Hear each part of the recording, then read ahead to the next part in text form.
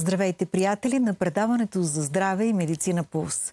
Аз съм Гергана Добрева, а ето темите и гостите днес. Тютюнопушене и менопауза. Кой е по-големият враг на кожата? Говори доктор Мария Тончева. И още. Можем ли да контролираме затлъстяването след 50? Думата има доктор Мария Калинкова. Форумът "Шифърът на дълголетието", който се проведе преди броени дни, събра на едно място водещи лекари, генетици и психолози, за да търсят заедно не само тайните на дългият и здравословен живот, но и тайните на красотата и младостта. Как да ги запазим, младостта и красотата, въпреки годините? Ще научим от моя гост, доктор Мария Тончева. Доктор Тончева е едно от водещите имена в естетичната дерматология у нас. Добре дошла, доктор Тончева. Кажете как остарява кожата през погледа на един специалист? Стареенето е хроничен биологичен процес, който обхваща всички органи и тъкани, но най-видимо по кожата и особено по лицето. Той е хроничен процес, но протича на тласъци. Установено е, че първият тласък е около 44 години, когато жената влиза в перименопауза, и вторият тласък е на 60 години, когато вече е в истинска менопауза. Когато сме в напреднала възраст, дегенеративните процеси са напреднали и всъщност регенерацията, това е самовъзстановяването, се забавя. Какво трябва да направи една жена в перименопауза и тези, които са 60 и 60+? Дори преди перименопауза е много важно да се започне с превенция, профилактика. Това означава да се подобрява качеството на кожата, за да може, когато стигнем до периода 40-44, да сме в една добра форма, защото тогава хормоналните промени, които са свързани с менопаузата, като намаляване на първо прогестерона, после на естрогените, леко завишаване относително на тестостерона, се отразяват върху качеството на кожата. Така че подготовката за менопаузата с регенеративни методи, истината е, че само регенеративните методи, тези, които подобряват плътността, качеството на кожата, са тези, които забавят стареенето и ни дават възможност да посрещнем биологичната възраст в по-добра форма. Всички жени се борим срещу мазнините. Да, но задържането на подкожната масна тъкан в зоната на лицето изключително дава младежки вид. Тук имаме два метода за въздействие. Един е с регенеративните методи. Ускорена автоложна тъканна регенерация е един метод, който цели биостимулацията на стволовите клетки, които във възрастови организъм се намират в най-голямо количество в подкожната масна тъкан. Така че с този метод на стимулация на стволовите клетки би могло да се задържа поне с едно десетилетие с процеса на авторезорбция на масна тъкан. Ако това обаче е пропуснато или по някаква причина е контраиндицирано, т.е. е противоплаказно да се направи, то тогава медицината вече е доста напреднала, специфично естетичната, и се използват хиалуронови филъри от най-висок клас, които на мястото на инжектиране, там където търсиме подобряване на обема, не само, че подобряват, коригират загубения обем, но спират разграждането на масната тъкан за период поне от 2 години. Което е абсолютен прогрес и революция в естетичната медицина, защото за първи път имаме активен хиалуронов филър, който не само волюмизира, запълва, но и забавя стареенето, което всъщност го прави истински анти-ейдж фактор. Вие сте два клона в медицината, които се грижите за красотата и поддържането на младостта. Това са специалистите по естетична дерматология от една страна и след това са естетичните хирурзи. Да. Кога се изчерпва ролята на естетичния дерматолог и трябва да се мине към естетична хирургия? Да ви кажа, че има наистина промяна в годините, когато нашите пациенти търсят услугите на пластичните хирурзи, защото естетичната медицина дава има огромен напредък и забавя процесите на стареене. Така че ако по-рано жените са търсили пластична хирургия в 40-50, сега вече 60-70 е преместена възрастовата граница, когато все по-трудно се постигат желаните резултати с мини-инвазивни или неинвазивни процедури, т.е. неоперативни процедури. Но също така е много важно, ако една жена или мъж се грижи много добре за кожата си в периода, когато започва стареенето. Актуалното стареене започва между 20 и 25 години. Правилната превенция с правилни методи, които, както казах, уплътняват кожата, забавят резорбцията на масна тъкан, подобряват пропорциите в лицето. Всъщност това отлага необходимостта от хирургична намеса. Ние от гените си няма как да избягаме, но можем да направим така, че нашите грешни, вредни навици да бъдат подобрени. Истината е, че вече науката се концентрира около 80% от факторите на стареене са в наш контрол. Само 20% се приема, че са генетично обусловени и т.е. всичко зависи от нас, от нашата грижа. Методите, които използваме за превенция, са свързани с подобряване качеството на кожата и с забавянето на нейното стареене, както обясних, 3 фактора. Факторите, които обаче трябва да избягваме, задължително тютюнопушенето. Това е един от факторите, които във всяка една възраст усложнява, особено в комбинация с менопауза, ускорява процеса на стареене драстично, бих казала, с 10 години. Пушачките остаряват с 10 години по-бързо, отколкото техните връстници. Точно така. Поради това, че пушенето води до огромно количество освобождаване на свободни радикали, а свободните радикали знаем, че унищожават ДНК на клетката, ядрото на клетката. Оттам нататък регенеративните процеси са наистина много сложни и много затруднени. Аз в моя кабинет имам анкетна форма, която попълва всеки нов пациент. И там искам те да споделят дали пушат, дали използват други токсични вещества или дори алкохол. Защото е ясно, че пушенето и злоупотребата с алкохол усложняват процеса на ревитализация, т.е. на възстановяване. И когато имам пушачка, естествено, че грижите за нейната кожа ще бъдат много по-агресивни и с повече средства и повече процедури, за да се постигне един по-добър резултат. Докато ако жената не употребява токсични вещества, разбира се, процеса на регенерация е много по-лек. Ако приемем една жена на 50 плюс години, която никога не се е грижила по никакъв начин за кожата си, която се излагала на слънце без да се замисли за фотозащита. Сега в момента тази жена ни гледа и много иска да се погрижи за кожата си. Какво ще я посъветвате да направи? Откъде да започне? Първото нещо е наистина, когато видя една такава жена, е да оценя качеството на нейната кожа и настъпилите деформации.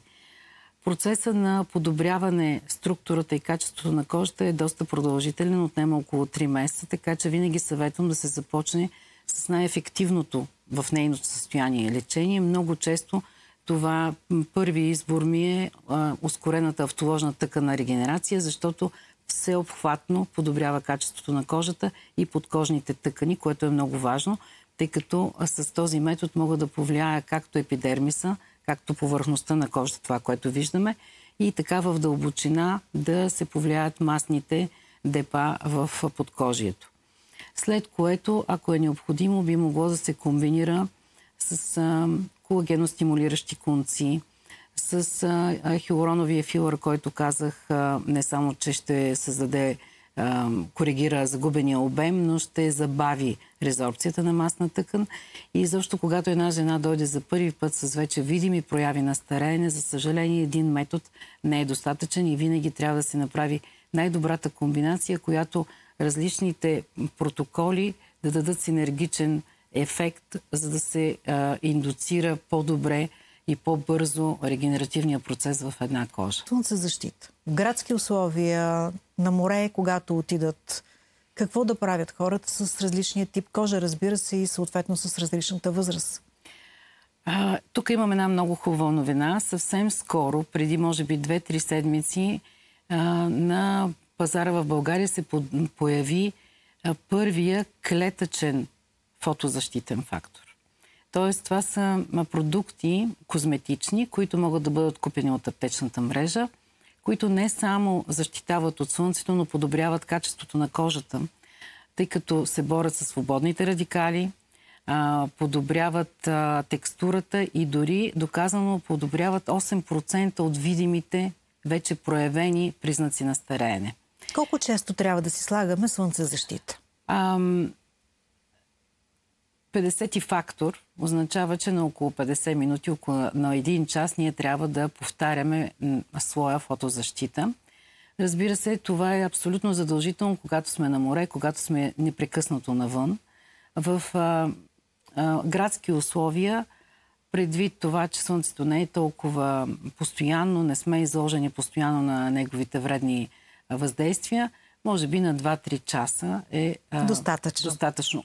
Има и още нещо. Синята светлина в студиото също влияе, така че трябва да се помисли, когато хората работят в офиси или като вас в студио, екрани, да имат и филтър за синя светлина. И тази нова фотозащита също успява УВА, УВБ, инфраред и синя светлина. На финала на нашата среща ще ви помоля, доктор Тончева, да споделите вашата лична рецепта за здраве. Какво включва тя? Открихте ли онази формула? Спорт, здравословно хранене, никакви цигари, много фотозащита ежедневно, среща с приятели и пътувания. Сега ще ви помоля да го запишете за нашите зрители. Прекъсваме за кратко, но не смените канала, защото само след малко ще научите как да се справим с излишните килограми по време на менопауза.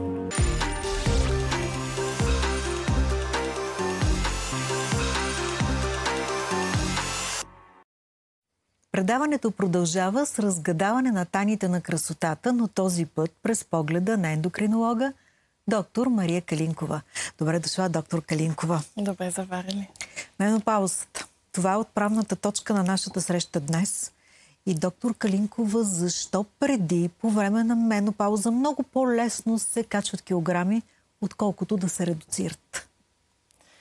Всъщност, менопаузата е една тема, която напоследък все повече и повече се дискутира и това лично мен ме радва, защото допреди няколко години пациентите дори не смееха да попитат защо се случва така.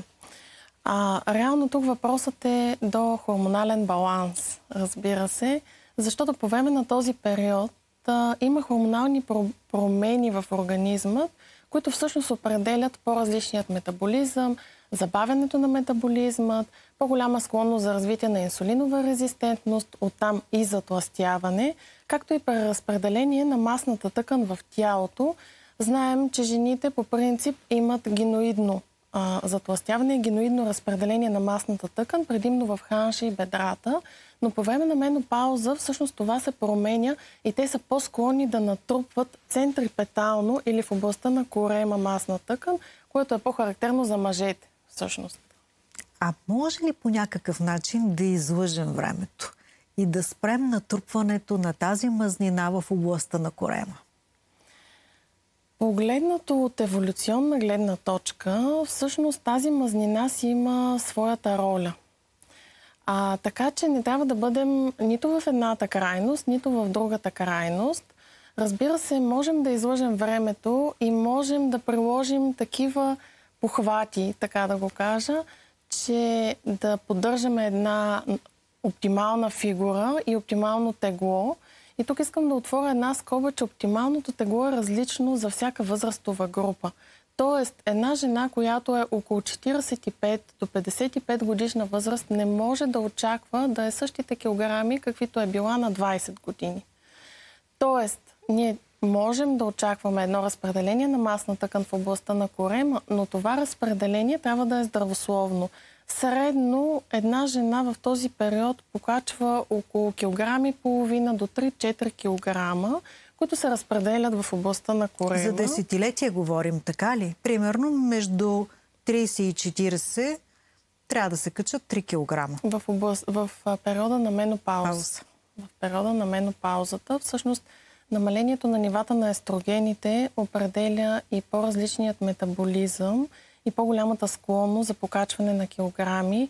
а това постепенно намаляване на нивата на естрогените, женските полови хормони в организма, започва дискретно дори след 35-та година. Добре, доктор Калинкова, ако качим 7, 8, 10 кг отгоре, точно в този период означава задължителна среща с ендокринолог. Не е нормално, нали? Аз често казвам на моите пациенти, че срещата с ендокринолог по принцип е задължителна и е добре да се провежда профилактично, а когато имаме покачване на толкова килограми, е дори с задължителен характер. Добре е една жена да се проследява, тъй като ние сме много по-сложно устроени от мъжете, без да искам да ги обидя. И хормоналният баланс на една жена се определя от множество фактори. Така че при едно такова покачване на килограми е добре да се консултира съответната дама с ендокринолог, да се проведат изследвания, за да се оцени как работи нейната обмяна, дали има някъде проблем, дефицит и така нататък. И това всъщност да се замести или да се лекува и да се повлияе и телесното тегло в случая. Вашите колеги, кардиолозите казват, много внимавайте с обиколката на талията, защото мазнината, натрупана в областта на корема, е предпоставка за сърдечно-съдов инцидент. Да, обаче, нали точно тази мазнина, която е в областта на корема, по някакъв начин вътре са хормоните, така важните за нас естрогени? Точно така. Масната тъкан в областта на корема е самостоятелен ендокринен орган. Представлява една жлеза, която отделя множество хормони, включително и естрогени, по-скоро естрон. Това е един слаб естроген, който в периода на менопаузата в случая е полезен за една жена, защото замества дефицитът на естрадиолът или Е2, както се отбелязва по изследвания, който е всъщност произведен от яйчниците. Тоест не трябва много да се притесняваме, ако все пак имаме малко мазнина в областта на талията. Разбира се, че не трябва, както всичко в природата, трябва да се стремим към баланс. Нито да нямаме никаква мазнина и да сме слаби с поднормено тегло, нито пък да сме в другата крайност с наднормено тегло и затлъстяване. Доктор Калинкова, много от дамите поглеждат към така наречения калориен дефицит, за да могат да поддържат килограмите си в някаква норма. Кажете, доколко работи този метод, когато става въпрос за менопауза? Тогава е забавен целият метаболизъм. Аз често казвам на моите пациентки, жени, че теглото и метаболизмът се определя от множество фактори. Не е само ключово това да ядем по-малко и да приемаме по-малко калории. Тук в съображение влиза сънят, защото той също е източник на енергия за организма. Тук в съображение влиза движението. Тук в съображение влиза стресът, на който е подложена една жена, защото не трябва да забравяме, че това е една възраст, в която жената вече е успяла, има множество задължения и естествено има по-стресов дневен режим. Така че оптималното телесно тегло се определя от множество фактори и не е само ключов калорийният дефицит. Но да, трябва да ядем по-малко и по-скоро аз искам да наблегна на това, че храната трябва наистина да е храна, т.е. да храни организма. Какво ще рече това, простичко казано, в меню? Това в меню означава да консумираме свежа храна, да наблягаме на храна, която е богата на фибри. Било то зеленчуци, плодове, зърнени храни и други от подобната група. Трябва да консумираме достатъчно количество протеин. Един от проблемите в периода на менопаузата е загубата на мускулна маса. Всъщност, след 35-та година човек губи около 1% мускулна маса на десетилетие. И около 50-та година се наблюдава един дисбаланс между масна тъкан и мускулна тъкан.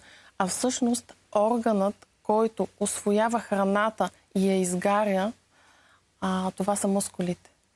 И когато консумираме достатъчно протеин и когато имаме достатъчно физическа активност, ние по този начин подобряваме обмяната си. Какво ще рече това за една жена на 60 или на 70 кг на 60 годишна възраст? Колко протеин е нужно на такава жена? Оптималните дневни дози на протеин са 0,8 до 1 грам на килограм телесно тегло, Като в периода на менопауза и след менопауза е добре да се консумира дори повече. Наскорошните проучвания, които са публикувани, показват, че дори до 2 грама на ден може да се консумира протеин. Тук отварям една скоба, защото трябва да се внимава дали съответният човек, пациент в случая, има бъбречно заболяване, има някакви подлежащи заболявания. Тоест всичко трябва да е пречупено през препоръката на лекаря. Да, и то на няколко различни специалисти. И сега, доктор Калинкова, поглеждаме към менопаузата и през един друг фокус. Това е остеопорозата, защото това е времето, когато не само се покачват килограми, но когато губим и костна плътност. Много често обаче това е и времето, когато се появяват онези болезнени крампи в различни части на тялото и ние сами си предписваме магнези, защото знаем, че това е нещото, което ще ни помогне веднага в момента. Доколко обаче приема на магнези би могъл да се окаже вреден за извличане на калция и за нарушаване на костното здраве? Всъщност костното здраве започва да страда именно с намаляване на естрогените. Те представляват един анабол, който поддържа нашите кости здрави. В случая, когато имаме перименопауза и менопауза и ако пациентката, жената, не е достигнала и оптимална пикова костна маса в своите 20-30 години, тя е много по-склонна за развитие на остеопороза. И когато имаме такава склонност към остеопороза, добре е да се наблюдаваме от лекар-ендокринолог. Тоест да се следят нивата на калция, на магнезия, на витамин D също така. Отново искам да добавя, че мускулната маса е важна и за остеопорозата, защото тя ни помага да поддържаме една стабилна походка и да имаме по-малка склонност към падания, щупвания, фрактури на костите. Тоест, не може да си преписваме сами магнезии, без да сме изследвали останалите показатели. И едни крампи могат да се дължат и на дефицити, и на други витамини, микроелементи. И тук отново трябва да направим изследвания и да проведем консултация с лекар-специалист. Да, но е факт, че българите обичаме да се самолекуваме и вие го виждате във вашата практика, нали? Така е, да, но има и много хора, които са пострадали от това самолечение. Именно за това аз апелирам първо да се премине през лекар. Дори личен лекар може да даде съвет за това какво да приемаме в този период и как да го приемаме. Доктор Калинкова, намаляването на ръста на една жена в такава възраст, менопаузална възраст, симптом ли е за остеопороза? Трябва ли 2-3 см понижение на ръста да ни заведе при ендокринолог? Да, желателно е, ако има такова намаление в ръстът, да се проведе консултация с ендокринолог, защото това може да се дължи на, така както го наричат жаргонно, смачкване на прешлените, на фрактури на прешлените. Така че е добре да се направи изследване на костната плътност, нарича се остеодензитометрия, и в последствие да се проведе и консултация с ендокринолог, който да разчете изследването и да назначи допълнителни лабораторни изследвания. Много полезни съвети дадохте на нашите зрители, за което безкрайно много ви благодаря. Остава 1 минута до финала на нашата среща. За това ще ви попитам, каква е вашата лична рецепта за здраве? Моята лична рецепта за здраве е оптимално хранене, спорт и обич от близките ми хора. Чудесно! Ще ви помоля сега да я запишете.